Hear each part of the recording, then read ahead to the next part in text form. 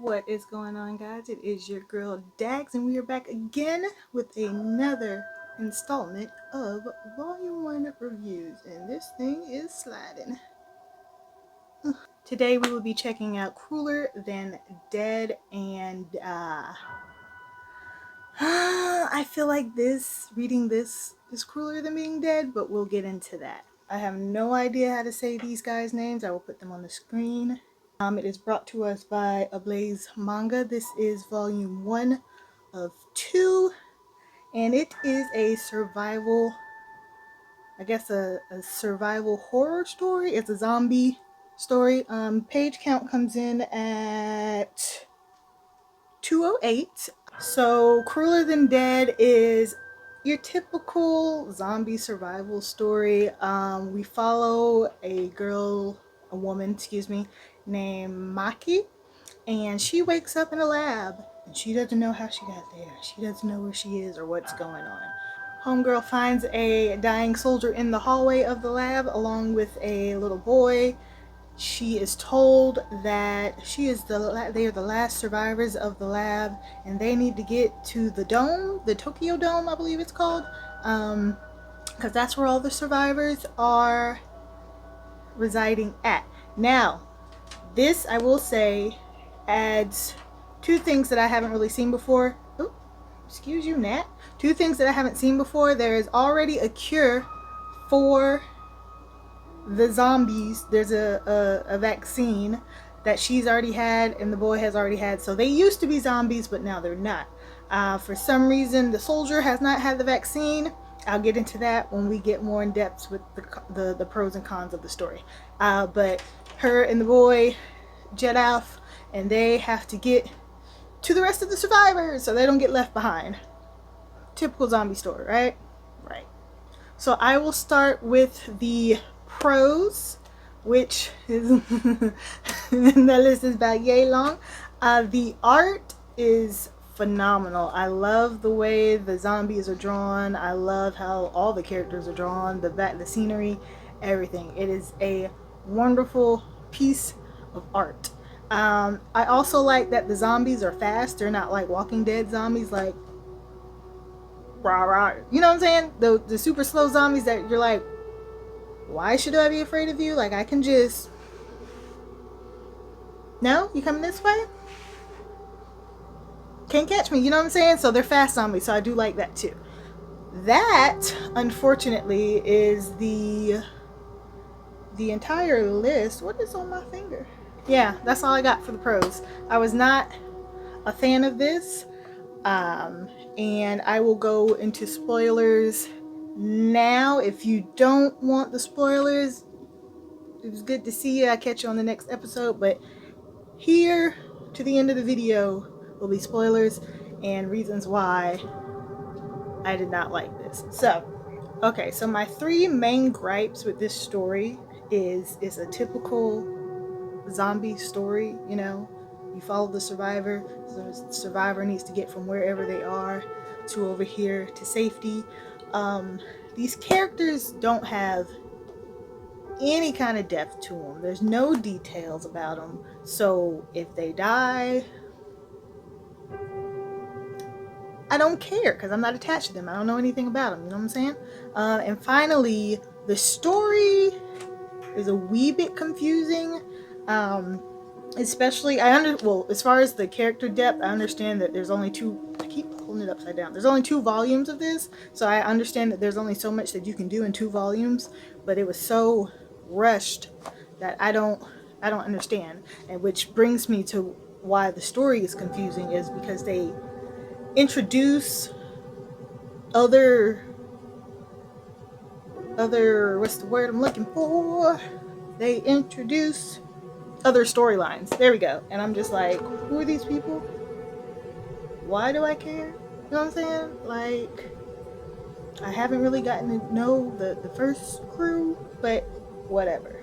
Okay, so like I said, the story starts off with this girl, Maki, waking up in this lab, and she's been cured, the boy's been cured, the soldier had not been cured, and I'm going to assume, because you do see that his leg is ripped off, that's why he himself didn't take the vaccine, or he's just working on the honors code. I don't know. I know if it were me and I got bit, I would save me too. That's just me. So they leave the soldier behind. They run off to a car that's just conveniently downstairs with the keys in the ignition for them. Also, one thing I forgot to mention about the zombies is that they are not functional in daylight. They cannot move, they cannot come at you. As long as you're in the daytime, you're safe. So I need to backtrack. They spend the night in the lab, and then they leave the next morning. So as they're driving, trying to get to their destination, to the Tokyo Dome or the Thunderdome or Superdome, whatever you want to call it, they go drive through the little boy's neighborhood. He has a name. I don't remember his name. I don't know. So she's like, "Oh, are you from this neighborhood?" And he's like, "Mm-hmm." So they stop by his house. Okay, they stop by his house. And they go up to the front door, and she goes, "You know what? You stay here at the front door. Let me go in and do a sweep." Oh, I forgot to mention, because they both have the vaccine and they used to be zombies, these zombies are super strong. So even though they're human again, they keep their zombie strength. This is important for later. So she's like, "You stay on the patio. I'm gonna go inside and sweep the house and make sure it's safe, right?" So she goes inside and she walks through the front door, and then she does one of these little numbers. So I'm like, "Oh snap, what does she see? What's going on?" You know what I'm saying? And they cut the scene to an empty house. There's stuff everywhere. It's trashed, but no more trash than the lab was, or than any other building that they've driven past or anything like that, you know? And then they cut to her going outside and the boys in the car. So we not gonna get to see what she saw? Okay, whatever. So at this point, I'm like, well, maybe the boys' parents are dead in the house. I don't know, whatever. So she goes back and she's like, "Why are you sitting in the car? Why didn't you wait for me on the porch?" And he's like, "Because it's raining." Now, mind you, it wasn't raining when she went inside, right? Whatever. But when she came back outside, shouldn't she have noticed the rain? She didn't. And then there's a moment while she's in the car, like, "Oh snap, it is raining." Anyway, I grabbed you this family photo. Hope you like it. And they drive off. So the boy never goes in the house. So I don't know what she saw in the house, but hopefully it was horrific enough for him to be like, "I'm Gucci," you know? So homegirl is getting ready to start up the car so they can continue on their journey. And before she gets a chance to really pull off, the zombie jumps on the hood of the car. The boy wants to fight. She wants to flee. She's the adult, so they start fleeing. So he's like, "Why don't we just fight the zombie? There's only one of them." And then she goes, "Oh no, there's more than one of them." And then zombies come flying out of nowhere. And I mean like hordes of them. Like, how did you not see them? Hordes of zombies, right? I let it go. So they're driving, they're you know, ditching, dodging, swerving, curving, all that good stuff, trying to get away from these zombies. And they get to a point in the road where it's blocked. So they don't have a choice but to get out of the car, which they do. They get out of the car, they jump over the hurdle. They're doing Guccisaurus Rex. They find a building. This is my next issue. They find a building to hide in while, I guess, they wait for the horde to go away or whatever. I don't know what they're waiting on. So they go in and they're getting ready to hide. The boy opens the door. There's a zombie there. Oh no. What does he do?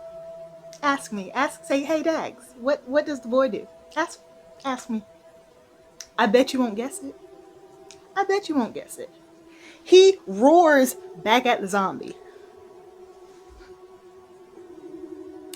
That was my first issue. And then I was like, you know what? If his face gets ripped off right now, I'm not even going to be mad, because come on now. we going at the zombie. You know, like when babies are crying and you cry back in their face and the baby stops and looks confused. Tell me why. Tell me why. That's what the zombie did. It just walked off. Just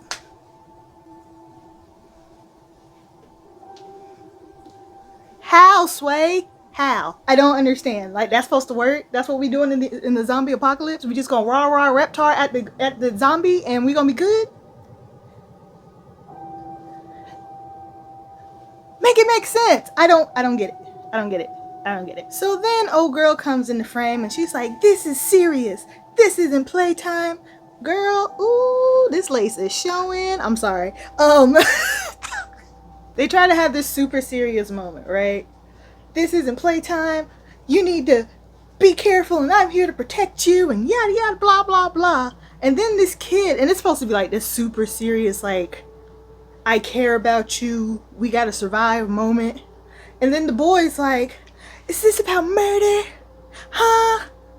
Is this about murder? Because I killed my mom with my own hands. I remember. And then that's it. There's no flashback. That would be a perfect time for a flashback.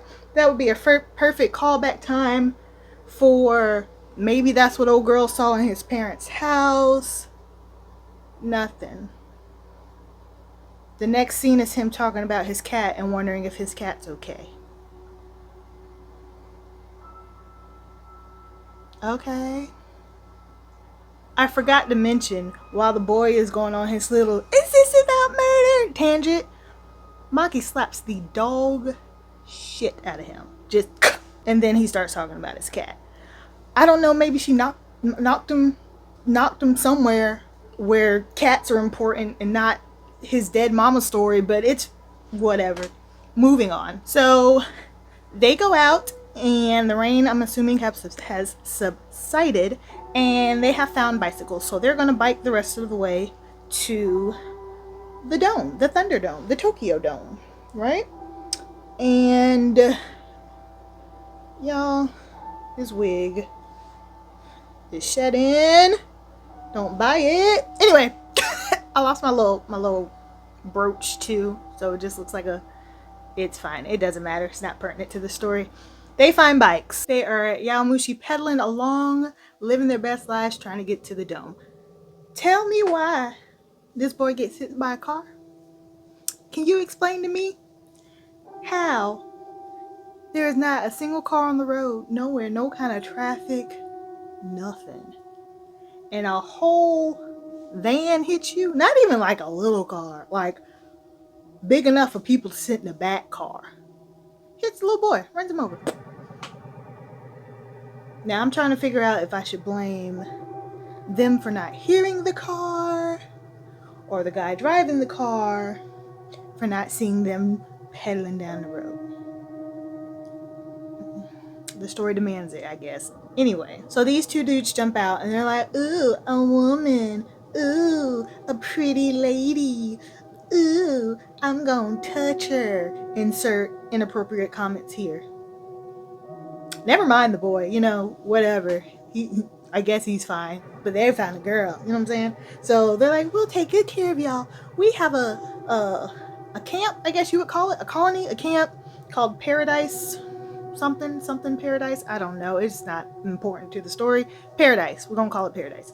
And then they're like, no, we don't want to go with you. So out of nowhere, a guy who's in the back of the truck jumps up and was like, don't go with them. Don't get in the car. They're gonna hurt you. My guy, you're in the car with them. Granted, I guess he was supposed to be a prisoner. This is one of the first confusions many I come across. But he is telling them not to get in the truck. The two guys turn around and shoot him. He's fine. Don't worry. His name is it's not Yoshi. Yugo. His name is Yugo. So they shoot at Yugo. He's like, my bad.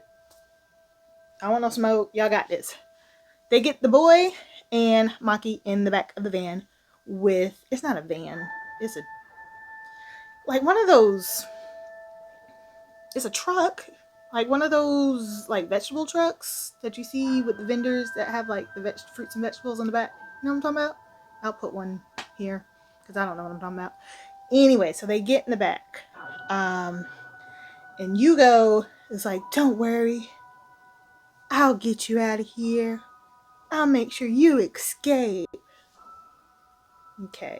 But the issue is before that, he's like, oh, you're headed to the dome? Oh, I just escaped from the dome. It's not bad, but it's better than being with these guys. Okay, homie, what's going on at the dome? Tell me something. Nothing. Not a word. Doesn't matter. Next scene. So then, and this is where I'm about to, we gotta have a conversation, y'all. Men, hell, we'll throw the women in there too. I'm not here to judge you. Like what you like, you do what you do. But I need some clarification.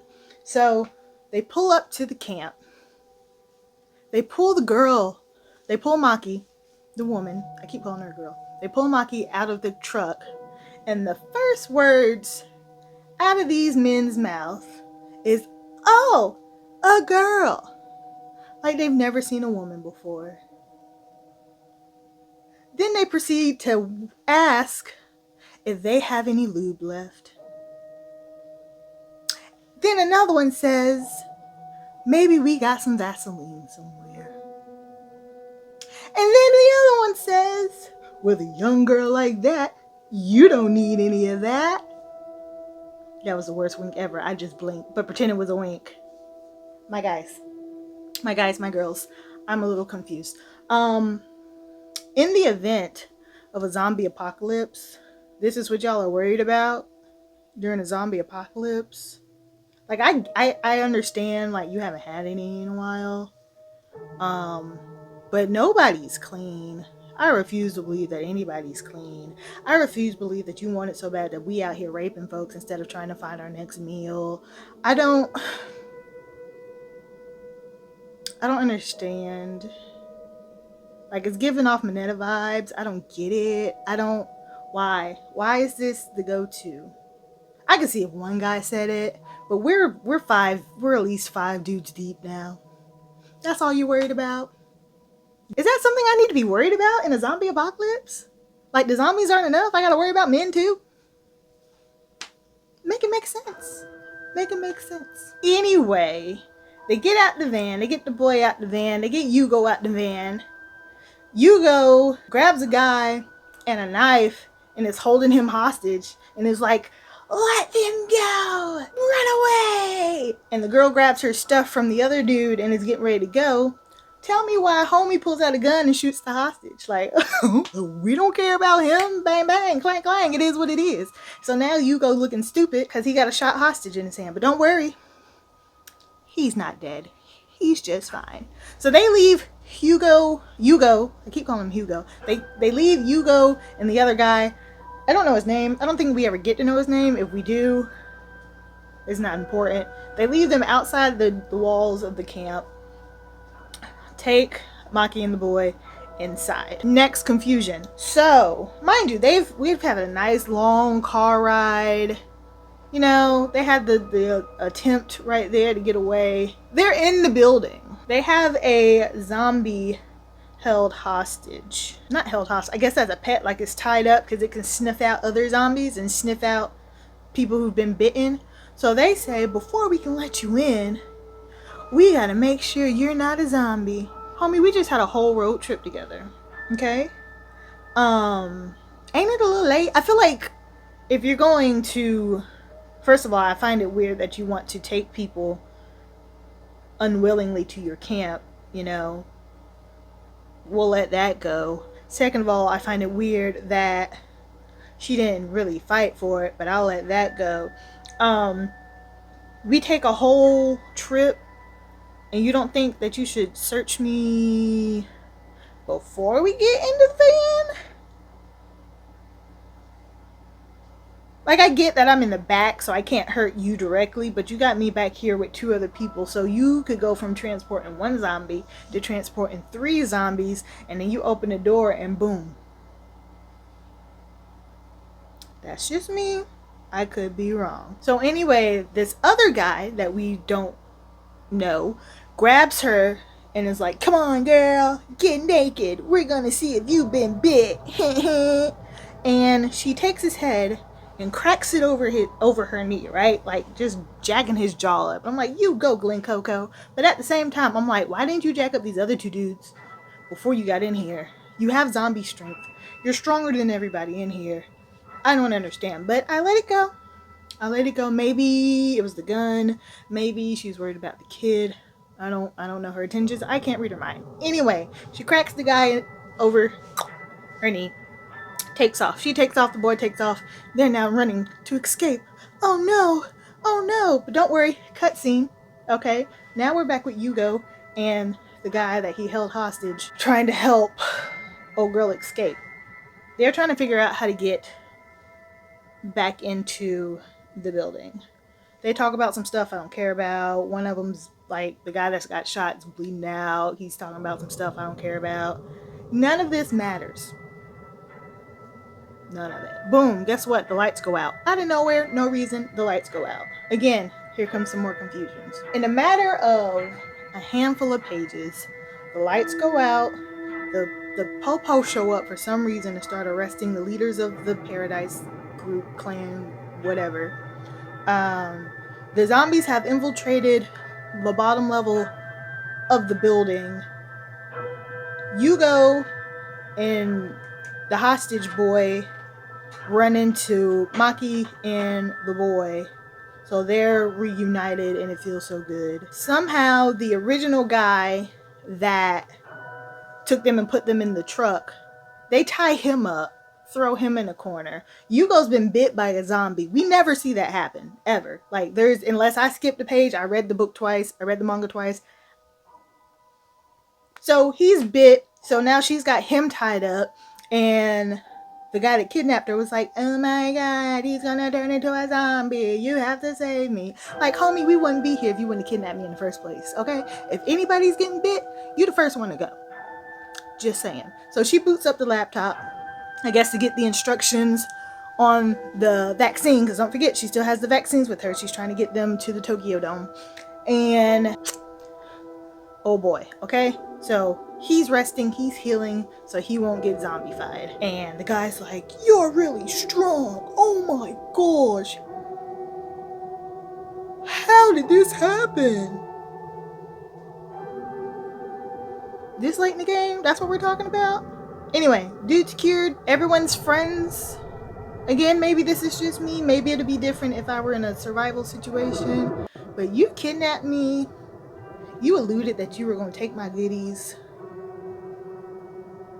We can't be friends. Zombies or no zombies, homie, you are a sacrifice, okay? I don't have to outrun everybody. I just need to outrun you. Here's my next issue. So they know that there's zombies in the basement. How do they know? I don't know. If I'm not mistaken, somebody runs up and tells them like, oh, there's zombies in the basement. We gotta go. So Maki, Yugo, the boy, the pervy guy that kidnapped her, they all head to the roof. Because if they can get outside, they can get in the sunlight, and the zombies can't do anything about the sunlight. Remember, the only reason why they're active now is because someone cut the lights. So they're like, go! We gotta go to the roof! Tell me why. I'm so aggravated with this woman. So aggravated. She goes, you go. I'm gonna stay and fight. She gives the guy that kidnapped them, the boy, Yugo, because he's still kind of out of it, and the vaccines. Tells him to get to the roof and get to the Tokyo Dome. She's gonna stay behind and fight. Had this been any other person, I'd allow it. I get it, I guess. Not really. She's not a soldier, okay? She's not some kung fu master. Like, I mean, yeah, she's got the power of zombies on her side, zombie strength, but other than that, what are you about to do with a horde of zombies, homegirl? Because last I checked, last horde of zombies that came up, y'all drove away. But you gonna stay behind and fight these. Okay. If she would have gave the vaccine to anybody else, I'd have been okay with it. You gonna give it to the fool that you know is gonna do people dirty because he did you dirty? Make it make sense. So we see scenes of her fighting these zombies, you know, getting her girl boss on, doing her thing, and then she comes across a little girl hiding. It looks like a dumpster, but I don't think it's a dumpster. It might just be some boxes, but she's hiding in these boxes. Why is the boy with her? With Maki. Gives the little girl a piece of chocolate like he's supposed to be there. Okay, Maki's looking confused like, what you doing here? Thinking about the kidnapper guy, like, homie, you have one job. Get to the roof. Get them to the roof with you. Why is this little boy here with me? Why? Now he's a liability. But no, she tells the little boy, take the little girl and y'all go to the roof. Good luck. So then she goes back to fighting these zombies, right? And she gets in a tight spot where she's starting to get surrounded and she's starting to lose the battle. And we know how the cliche goes. Don't worry, the cavalry's gonna arrive just in time. But let me tell you about this cavalry. Why? I'm sitting here trying to think about it before I talk about it. Why does the man, the police, I don't know if he's a police officer or if he's like some SWAT team member. I guess that would still be a police officer. I don't know. Anyway, dude gives her a gun. First, he's like, are you bitten? Are you hurt? Here, take my gun. Okay? You're gonna be alright. Take my gun. And when we get out of this mess, I'm gonna buy you a drink. Okay, good luck now. Bye. What? I need a show of hands. Has anybody ever been in distress and called the cops and then be like, here, homie, take this gun. Good luck. You got this. Who? I don't get it. Aren't you supposed to be rescuing folks? Isn't that why you're there? Not here, take my gun, gotta go, bye. So then that's the end of that scene. We cut scene and she's at a refugee camp, I guess. They're not at the Tokyo Dome. They're just in a field with other people. And she's looking across the field and she's trying to find the mysterious cop guy that gave her the gun, I guess to cash in her drink voucher. I don't know. But she's like, he's here. And everyone's like, we don't know what you're talking about. And then the guy that kidnapped her, they're like, let's go to the Tokyo Dome. So her and Yugo and the kidnapping guy and the boy and the girl, we got an addition now, all hop into a car and head for the Tokyo Dome. And then they cut scene to this picture of the kidnapping guy and what is, I guess, implied to be his daughter. And he's telling this sob story about how he won't get to see his daughter anymore. And the whole monologue takes maybe 2 pages. One, sir, I don't feel sorry for you. You're a trash human. Your daughter might, hot take, might be better off without you right about now. That's just me. I'm just saying. How do you want me to feel sorry for this character? I can't feel sorry for his character. The fact that I haven't even taken the time after 2 reads to get to know his name. Now you want me to feel bad because he can't see his daughter? When he was trying to get my goodies earlier? Like, who? What? And that's the end of the manga. That's the end of part 1. It says to be continued. There is also a second volume. There is also a chapter 0 in the back of the book that is centered around the soldier that she met at the lab at the very beginning that died. His chapter was better than the whole manga. Give him a story. I want to read about him. That'd be cool. Because these other people, baby. No. So, Crueler Than Dead. Let me stop. Crueler Than Dead. Do I recommend this? No. Okay? If you like zombies, go read something else. Okay? If you like mediocrity, this don't even fit that. Go read something else. Here's my hypocritical self. Am I going to continue reading it? I'm going to get volume 2. Just so I can see if he can salvage this some kind of way. I don't know how he's going to make that happen. There is only 2 volumes. So that's the only reason. If there was more than 2 volumes, you could wrap it up. But I gotta see. I gotta know. They gonna make it to the Thunderdome? Why do I keep calling it the Thunderdome? Are they gonna make it to the Tokyo Dome? We'll just have to stick around and find out, okay? And I hate it because there's another series by this guy. It's another zombie story, and I think it's about high school kids after they've gotten the vaccine and gone back to school. And it sounds so interesting. But it's a longer series. Like, it's got a good chunk of volumes. But homie, baby, sweetie pie. After that, I don't know. Woo woo woo. That is all for this episode of Volume 1 Reviews. I will see you again next month, if not sooner, with a new rendition. I already know what it is, but I'm not going to tell you. You'll just have to see it when it comes out.